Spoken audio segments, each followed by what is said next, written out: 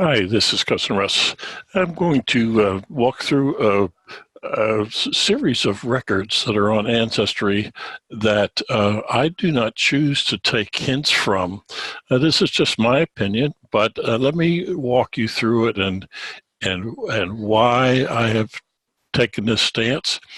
And it's called, I want some hints to be ignored. So when I get a whole bunch of hints for a certain set of records, I want to ignore them. One of the collections is the family data collection, births. Another family data collection, death. Family data collection, individual records. Family data collection, marriages. And the Millennium files. Now, these are 5 records that I do not want to see hints from.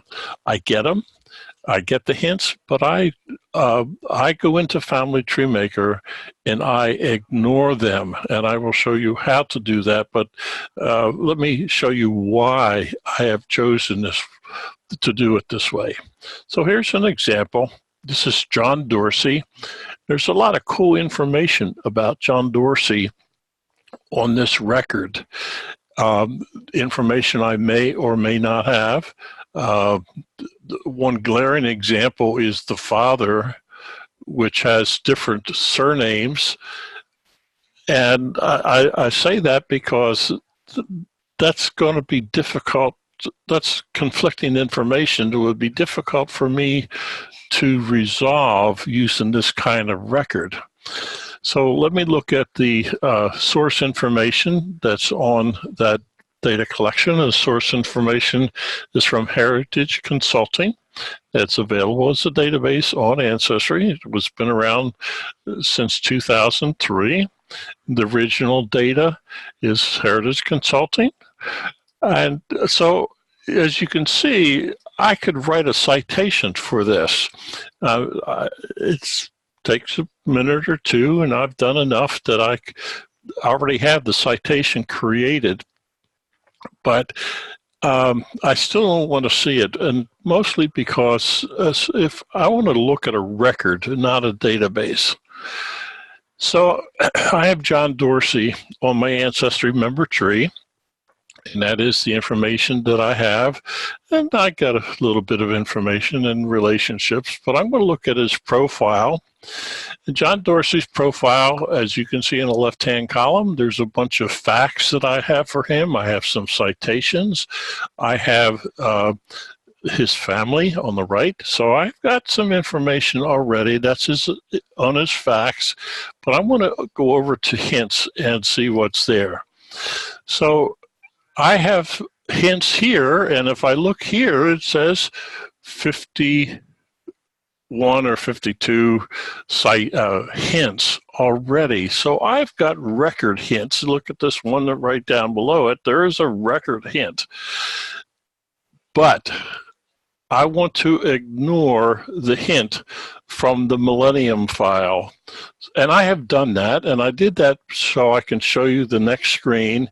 So if I run out of hints, if I get through all 50 some of hints that I have for him, I can always come back to the Millennium file and I can say, don't ignore. Now, this is fine on the Ancestry member tree. I can't do it within Family Tree Maker. I can't undo the ignore in Family Tree Maker, but I can undo the ignore in the Ancestry member tree. So I went through this process because what I want to show you is what I'm going to do within Family Tree Maker. I can undo it within the Ancestry member tree. So I'm going to go live and I'm going to bring up Family Tree Maker. Now, since I've already made John, I've ignored his hint. I have a hint for 5 underscores first name, unknown first name. The last name is Carr, and he's got an Ancestry member tree hint, or I'm sorry, it has a record hint from Ancestry. In fact, it's got 13 of them. This is not John not John Dorsey, but this is a different person.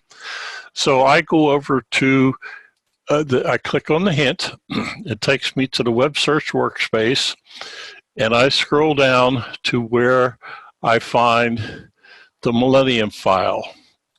So there's the file, and what I'm going to do is ignore that hint. Now I'm going to go back to the people workspace, and I'm going to go into the person view, and in the to-do list or task list, I am going to type in the word Millennium files. This is telling me that I have ignored that hint, and I have a to-do category called FTM hint ignore. So I click OK, and down here I have an ignored hint, and because I've done it, I've completed it, I'm going to click low priority, because that's what I do. Once I've completed a task, I make it low priority and mark it complete. So I do that, so when I'm working on him, I know that he's got a Millennium hint on Ancestry. So I can go back to his profile, and then I can unignore that hint, and I showed you how I did that. So I go through that frequently. I keep up with that list of 5 that I showed you at the beginning, and I go and ignore all those hints. And I do that because I can always come back and unignore them if there's more. You saw in my example that there's a lot of information on that hint, but I have chosen, because it takes me too much time to do the work to bring that information into Family Tree Maker, and I want to see original records.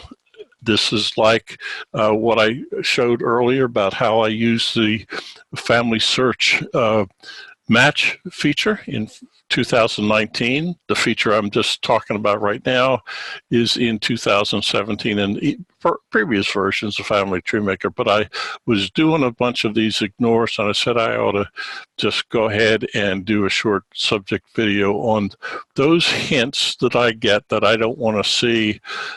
But the reason why I don't see it is that I don't want to see the hint, but I know within my database who I have ignored the hints for. So if I run out of information and my exhaustive research isn't complete, I know that I have some records that I can go unignore and work.